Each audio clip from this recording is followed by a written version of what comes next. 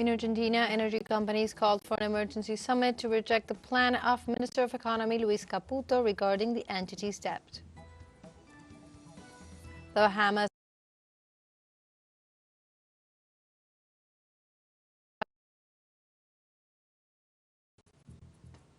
and in Russia, the president of Cuba, Miguel Díaz-Canel, honored the commander of the Cuban Revolution, Fidel Castro, during his official visit to the Eurasian nation.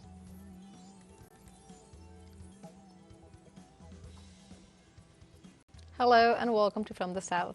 My name is Belén de los Santos, and from the teleSUR studios in Havana, Cuba, we'll begin with the news. In Argentina, energy companies have called an emergency summit to reject the plan of the Minister of the Economy, Luis Caputo, regarding the entity's debt. The plan was presented as a regularization proposal, but far from that, the company's staff members qualified it as another imposition by the government. Workers declared that they do not accept the proposal presented by the libertarian government to the whole country. In this context, the chamber that gathers the electric energy generators, Algera, called for an emergency meeting. The compulsive restructuring of the debt seriously affects these companies leveraged in foreign credits. Additionally, the generators noted that the resolution was signed by the Secretary of Energy, who is not empowered to issue governmental bonds. In this context, also members of the Argentinian Confederation of Transport Workers held rallies at their workplaces in order to reject the measures applied by the government and in the face of the half sanction that lawmakers gave to the package of laws. Among them is the income tax. Let's see. Through informative assemblies, railway, aeronautical, maritime and underground workers led a day of rejection to the measures of the National Executive. We had a national plenary meeting of the Transport Confederation where there was a paramount debate on the domestic adjustment taking place, the upturn in fares, the income tax, the DNU that the government is willing to sign. So we decided that before the strike, all the transport unions ought to take a measure which each union can do as they wish, with no collaboration, or like us today, with the opening of the turnstiles, or like the truck drivers last evening to stop the collection of garbage, or like the air navigators to go on strike in every city. Under the announcement of free pass, turnstile-free metro delegates opened for 2 hours the accesses to the underground terminals in repudiation of raising fares in the service. Transport in 10 days is going to ramp up by 600%. That is in Buenos Aires City, which has the particularity that every day 4 million people come to work through here. The headers where the railways are combined with the means of transport. The buses outside and the metros inside. These people come for 2 or 3 trips. Imagine what they'll have to pay. From being the cheapest, we are now one of the most expensive metros in the world. It has to do with the logic that the President of the Republic uses. Everything is business. That is to say, there are no public services. There is nothing that guarantees the collective welfare. They oppose the measures of the executive branch, the bills that have been passed by the Congress, and demand respect for the parity ones, among others.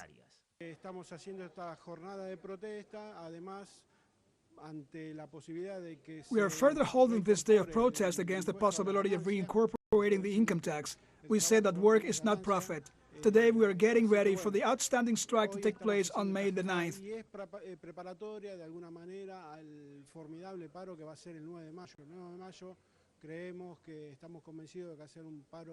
We're convinced that it'll be a very strong strike where the working class will express itself strongly against all these policies that the government of Javier Milei is pursuing.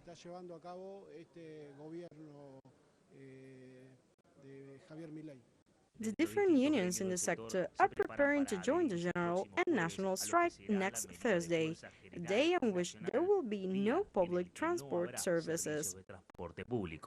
Santiago Corey, teleSUR, Argentina. We go now to Chile, where justice sentenced Héctor Yaitul, Mapuche leader of the Arauco Mayaco coordinator, to 23 years in prison. The Mapuche leader was prosecuted for the alleged violation of the law of internal state security. The Arauco Mayeco coordinator is a Mapuche resistance group of an autonomous nature, which for at least 2 decades has been fighting the forestry exploitation model with sabotage and direct actions to expel the transnational and companies that own more than 70% of the indigenous land in the south of the country. The defense of Héctor Yaitul indicated that he will present an appeal for annulment to avoid a new conviction, which he described as persecution for his political thinking.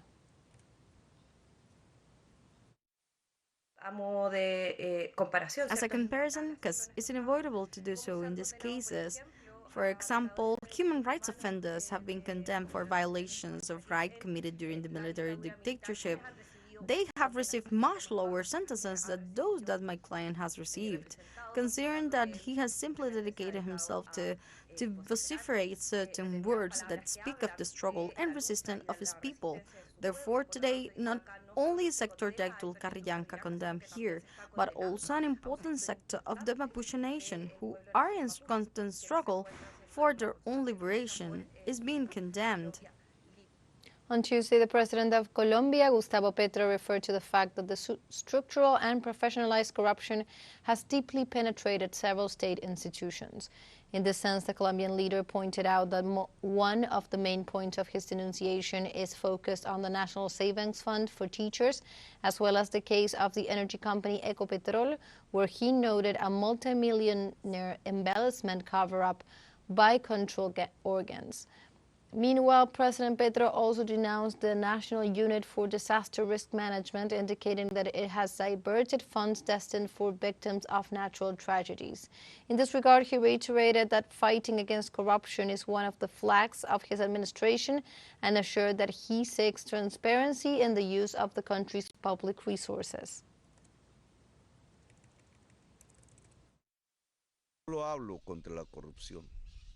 I do not only speak against corruption.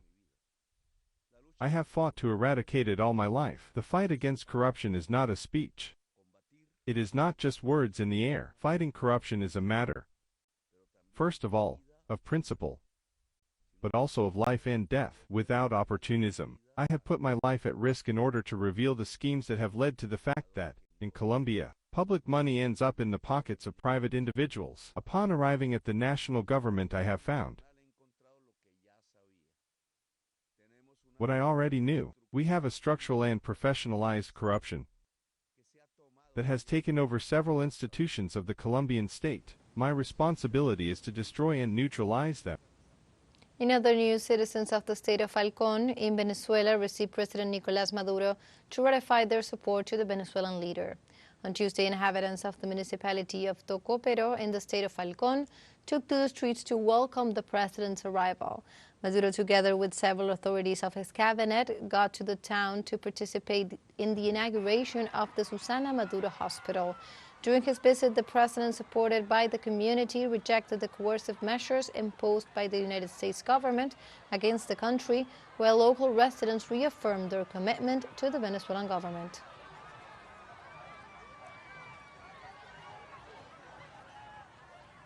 Now let's take a short break, but remember you can join us on TikTok at teleSUR English, where you will find news in different formats, news updates, and much more. Other stories coming up. Stay with us.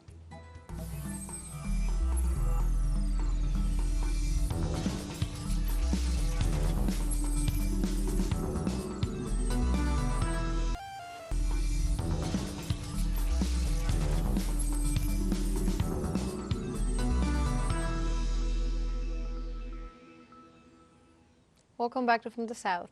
In Ecuador, the inhabitants of the Canton of Olón opposed the real estate project of Lavinia Balbonesi, wife of the president Daniel Noboa, due to the devastating environmental impact it will have on a protected mangrove area.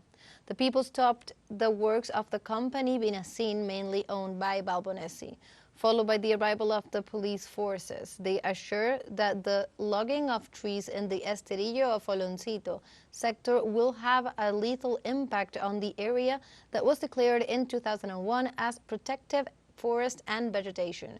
In addition, the project contemplates the disappearance of a lagoon, a fact prohibited by the country's constitution, which guarantees access to water.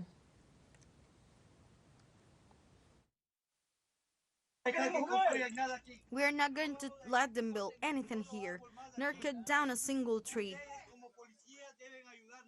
And you as a policeman should help us, not be in favor of these shameless companies that want to damage the environment. You are not going to let one more tree grow here. You as a policeman are obliged to help us. On Tuesday, Paraguay and Brazil consolidated important advancements regarding negotiations and fees for the Itaipu hydroelectric power plant. Rubén Ramírez, Paraguay's Foreign Affairs Minister, in a press conference spoke about the significant progress achieved in fixing the new electricity rates generated by the Itaipu binational.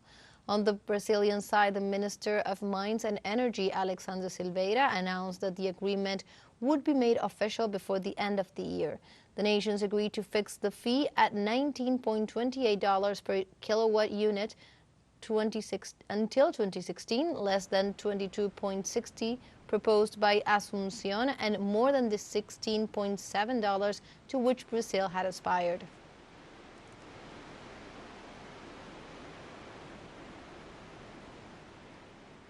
In other news, in Haiti, at least 34 health institutions have closed their facilities as a result of siege by criminal groups. According to the Ministry of Public Health and Population, healthcare centers are working at half speed because of the problems they are facing due to the lack of supplies, inputs, and energy. According to the report, the capital Port-au-Prince and the municipalities of Gonab, Arcaye, and Cornillon, among others, are the most affected. The violence has also contributed to absenteeism from work, as many workers are caught in the middle of intense shooting.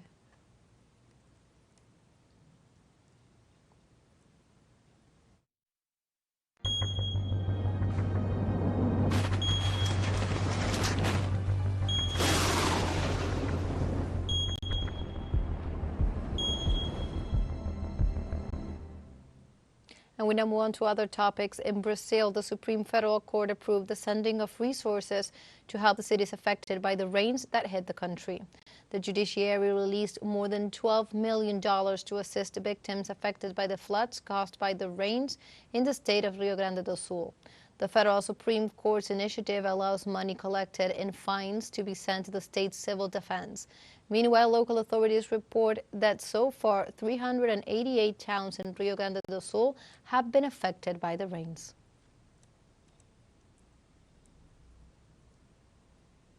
And in Santiago de Chile, low temperatures caused snowfall for the first time in 4 years.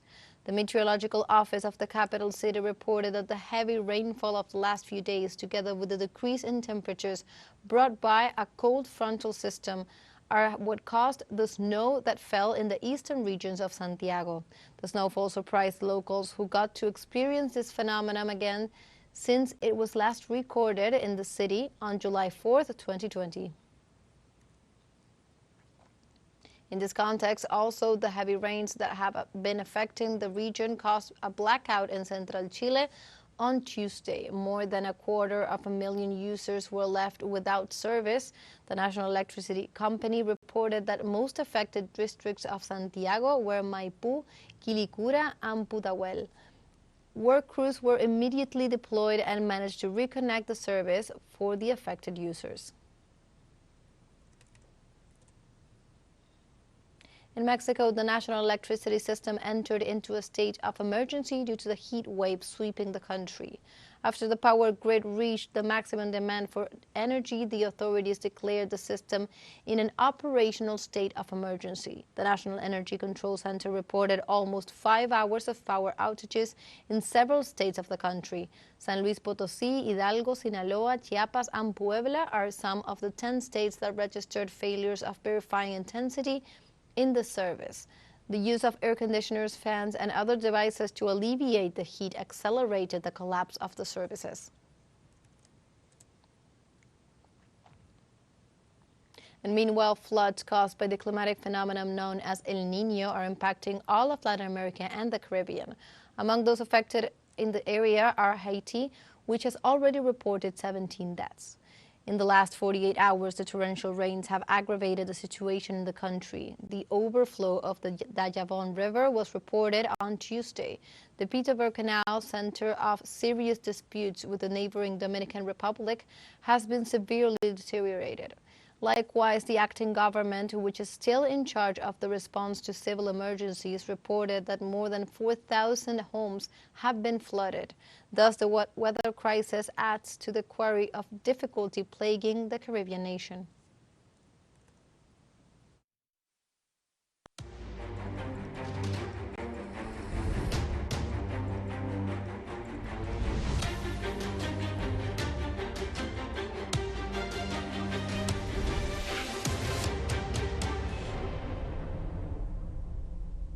The Bahamas became on Tuesday the 122nd member state of the United Nations to recognize Palestine as a state.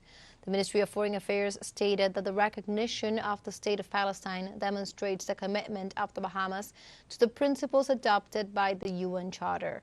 Furthermore, they added that they support the right of the Palestinian people to freely determine their political status and to freely pursue their economic, social, and cultural development. On Wednesday, Palestinian President Mahmoud Abbas welcomed the Caribbean nation's decision. In Mexico, the Inter-University and Popular Assembly of Students and Workers of the National Autonomous University joined more than 150 campuses around the world in solidarity with the people of Palestine. In recent weeks, expressions of solidarity have been reproduced throughout the world, while the number of civilians killed, wounded, and displaced by the Israeli genocide in the Gaza Strip grows. The recent mobilizations of the academic world are a clear example of this. The Academic Collective for Palestine celebrates the initiative of Mexican students whose objective is to exert pressure to break academic, political, sports, and economic relations with Israel. We give major importance to Gaza because in Gaza what is happening is a genocide. And a genocide is something very different from a war because it is a much more indiscriminate violence and therefore has an extraordinary impact on the population in general. That is, a genocide is the greatest possible attempt against life itself. Meanwhile, in the United Kingdom, thousands of demonstrators in support of the Palestinian people have gathered to denounce the repudiation of Israel's attacks on Rafah, south of the Gaza Strip. On Tuesday, protesters gathered in front of the building of the British Prime Minister Rishi Sunak to demand the end of his cooperation with the Israeli genocide, urging him to stop sending arms to the Zionist government. More than 5,000 people participated in the encampment, replicated in cities such as Manchester, Brighton, and Leicester. And we have a final short break coming up, but before we invite you to join our WhatsApp community for our English-speaking audience.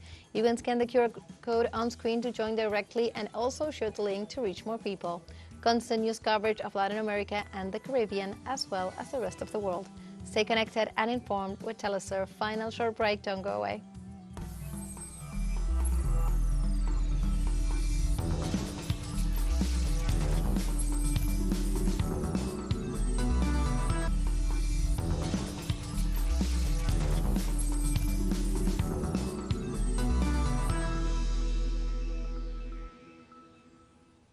Welcome back From the South.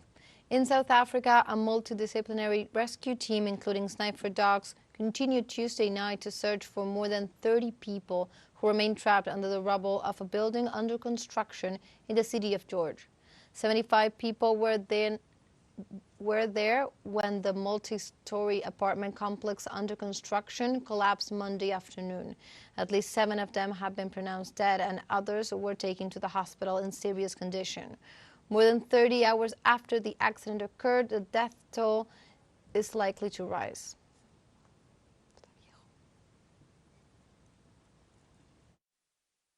To come and make prayers for those who have been involved in the incident, also to give the spiritual support to the families and members and the loved ones of the people that have lost their families that were working in this building. I'm here to support the families who have lost their lives on the side. Yeah, that's why I'm here, just to support the moral support for the family, because it's just a tragedy that has happened. Yes. In other news, on Wednesday, the president of Cuba, Miguel Díaz-Canel, honored the commander of the Cuban Revolution, Fidel Castro, in Moscow, the Russian capital. The head of state went to the district of Sokol to lay wreath at the monument of the historic commander. In the square that bears his name, a 3-meter statue was erected in 2017. The Cuban president attended the ceremony together with a delegation that's accompanying him on his working visit to Russia. On Wednesday, Díaz-Canel is set to speak at the Supreme Eurasian Economic Council. Russian President Vladimir Putin signed a decree defining the national development goals for the nation until 2030 with a view to 2036. The document seeks to change the lives of Russians in the upcoming 6 years. Among the issues to set out in the decree are increasing the birth rate and reducing poverty. It also includes improving education and the quality of city life, as well as providing better housing, environmental welfare, and increase the nation's GDP.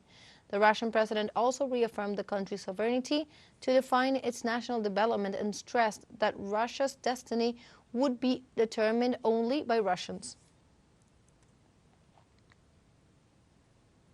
And in this context, also, Russian troops destroyed a workshop for the production of solid rocket fuel and military technical equipment of the Ukrainian armed forces. The Russian Defense Ministry detailed that the military facility had several warehouses and depots for military equipment. Part of the balance sheet indicates that Kiev forces lost at least 335 soldiers, a Leopard 1 tank, and armored personnel carrier, 2 armored combat vehicles, and 3 cars in the course of the operation in Kharkov and Lugansk region.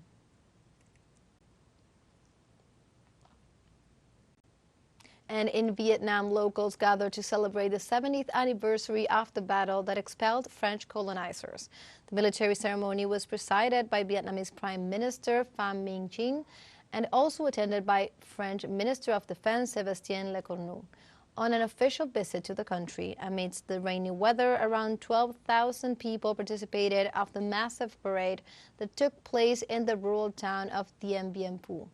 The celebration commemorates the victory of the Viet Minh on the 56-day battle against France.